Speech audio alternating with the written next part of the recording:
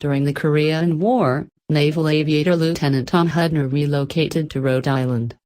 He hears a severe ruckus coming from the restrooms as he enters the locker room.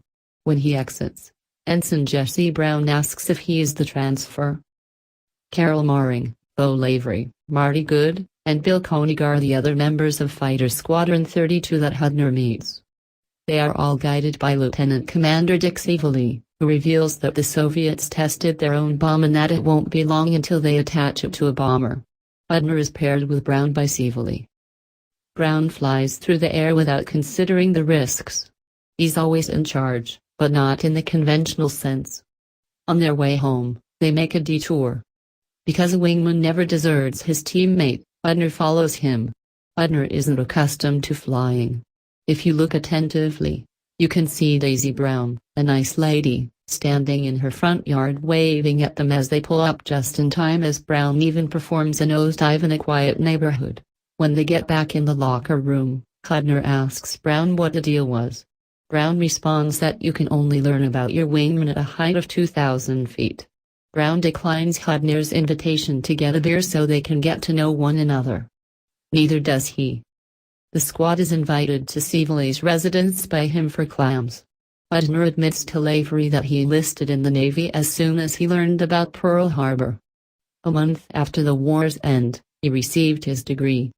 Life doesn't always go as planned, according to Lavery. I mean, did you ever think you'd be in a squadron with a colored aviator? He asks. Hudner sidesteps the inquiry and heads for the food. Brown commutes by car. A neighbor who is not pleased to see him waves back. While his wife Daisy is painting the hallway walls, he enters the house on tiptoe and startles her. Their 3-year-old daughter, Pam, and their relationship are enjoyable and loving. Sfi-ci informs the group. A recon plane with bullet holes washed up on the shore. The group will now be ready to face the Russians in a brand new aircraft known as a Widowmaker. One of the most powerful objects these pilots will fly behind is the power plant. If you give her a lot of throttle, she will flip you. Torque is sufficient to flip a house. Pilots must use caution. Hudner notices Brown on the side of the road with automobile issues on the way home. He offers to drive him home. Hudner claims he didn't want to take over his father's grocery stores because he felt drawn to adventure. Brown joined the Navy because he had always wanted to fly and fly with the best pilots. Daisy offers Hudner a drink at the Brown home, but Brown declines because Hudner must have plans. Hudner recognizes the cue and politely rejects the proposal. Brown is told by Daisy to be courteous, but he is still unaware of Hudner. The pilots personally inspect the Widowmakers. They all practice piloting the new sort of plane by going through drills. They learn they are being shipped out. Before Brown leaves the house, Daisy gives him more self-assurance. Brown hides in the restroom stall the following day. He looks in the mirror until everyone else has left the locker room, and makes a lot of disparaging remarks to himself. In his aircraft is Hudner. He's being watched by every member of the team when he lands. He accomplishes it effortlessly. It's Brown's turn after that. On the carrier, every black crewman approaches to observe. Brown is traveling too far. He needs to get his nose up, according to Hudner. Brown misses the carrier as the flagman leads him up. He turns around again and feels the strain. The plane can be landed by him. Everybody completed their carrier qualifications, and Hudner received all A's. Sfi-ci warns them to get their affairs in order because they were shipping away the next day. This time, when Hudner gives Brown a ride home, Brown extends an invitation to him. Hudner is extended a drink asked to be present for Brown by Daisy. Brown spends his evening at the beach with his family. The team rushes up the stairs, through the corridors, and to their planes the following day on the ship. But Sfi-ci insists that they must perform better because it is only an exercise. The team heads back to their accommodations, but Brown is requested to give an interview to Life magazine for a reassuring article to allay public concerns about the possibility of yet another conflict. The interviewer wants the colored aspect, while Brown wants to be regarded like any other pilot. Brown is rescued by Sfi-ci, who then helps him get back to work. One of the soldiers below deck inquires as to Brown's juggling skills. Hudner confronts the man head-on, but Brown encourages the pilots to chatter endlessly. Later, Brown and Hudner will speak. Brown argues that it's preferable this way, while Hudner wants to teach that guy lesson. A volunteer is required by Sfi-ci for a work that nobody wants to perform. Hudner enjoys volunteering. Mooring is prodded to do it by Brown, and Hudner agrees. Mooring successfully completes the duties in the aircraft but is unable to land. The aircraft plunges into the water. Everyone is saddened by Mooring's passing, but Brown makes it clear that he doesn't want Hudner talking about what Mooring ought to or could have done. Hudner argues that if the pilots follow instructions, they won't bear it. The pilots toast Mooring later on. Brown informs Hudner at the academy when it's just the two of them. Because they didn't think a black man could swim, they made him retake his tests 10 times. Put ice in the water, held him under, and stuck rocks in his flight suit. They didn't care whether he drowned in that pool, but Brown always managed to escape. If he followed the advice of others, he would be dead. He was attempting to teach Mooring that, in con, they dock. The pilots visit the shore and explore. When Brown enters a store to buy Daisy's gift, he notices a large group of sailors.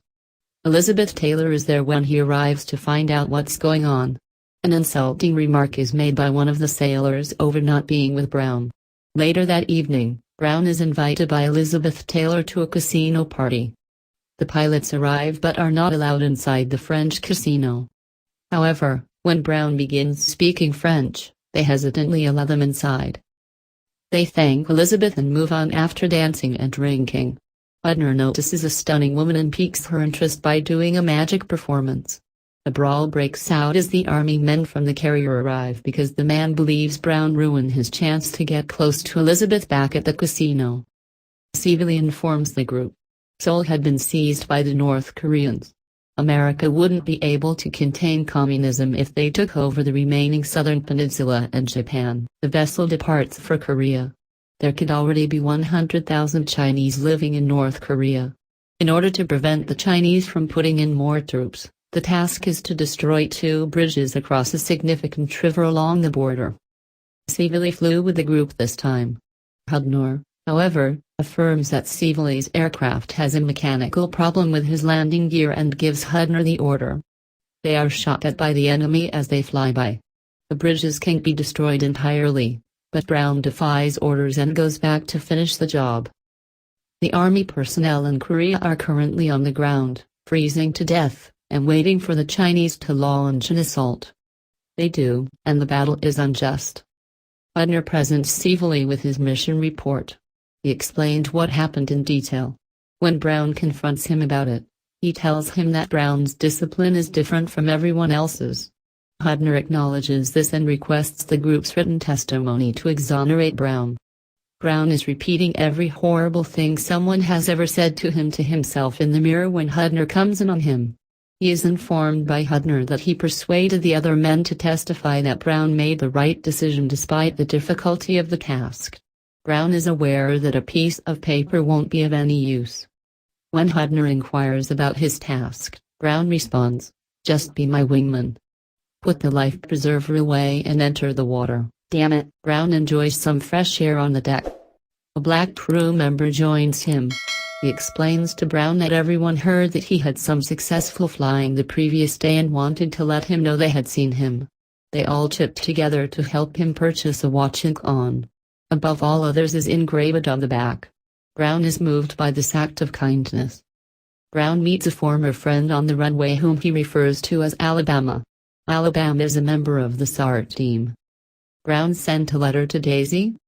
He hid her birthday present and left her with hints on where to look. She discovers the earrings in Pam's closet as the gift. "Lovely and utterly yours," he writes in the closing of his letter. "I'll cherish you." The crew and Sfi-ci are briefed. The army is engaged in a devilish battle. There are 6 Chinese lurking in the woods for every Marine. Drops to -30 degrees at night. It is a risky undertaking, and the boys are just hanging on. Air support would be really helpful. When the pilots show up, the Marines on the ground eventually move their position after praying. They abuse them, but when they depart, Hudner discovers Brown's aircraft is fuel leaking. According to Brown, it's oil. He won't last much longer, therefore he needs to bring the plane down quickly. Search and rescue is activated by Sfi-ci. Brown fires off all of his missiles to prevent them from falling into enemy hands. Brown lands violently. Hudner is unable to see him move. To be with Brown, he intends to crash land his aircraft. He releases his missiles and brings his plane down despite the other pilot's best efforts to talk him out of it. Brown is trapped between his seat and the control panel, so he rushes to save him. The two men try to lift it off of him but are unsuccessful. Sfi-ci makes a mayday call, and search and rescue responds, but it is too dark to land. Alabama overhears and informs them that he is en route. Hudner lends Brown his beanie cap to keep him warm in the bitter weather. Snow is used by Hudner to put out the fire on Brown's engine. When Alabama shows up, Brown is still stranded. He is still wedged despite their efforts to release him. Brown, who is progressively losing strength, requests Hudner to assure Daisy of his continued devotion. Hudner begins to bash the plane with all of his strength in an attempt to free Brown but stops when he knows Brown has passed away. Hudner makes a pledge to return for Brown before they depart. Hudner implores his superiors to permit him to return for Brown's remains, but they refuse. Brown's corpse was never found. Hudner is examined by the physician once they are back aboard the carrier. To say farewell to Brown, Sfi-ci captains the other pilots on a funeral trip. Daisy gets a letter from the Department of War. She can control her emotions. After some time has passed, Daisy takes a flight to Washington, where Jesse Brown and Tom Hudner are awarded the Medal of Honor by President Truman. Hudner confides with Daisy about his fear of this day after the ceremony. Daisy expresses her gratitude for what he done. According to Hudner, Brown's final instructions to her were to just tell Daisy I love her. Hudner expresses regret for not rescuing him. That wasn't his duty, according to Daisy. He was there for him, just as she had hoped he would be. For the rest of their lives, the Hudner and Brown families remain close, and so did their offspring. The movie ends with Brown reading Daisy his final letters and signing them off with "Your loyal husband, lovingly and utterly yours, Jesse."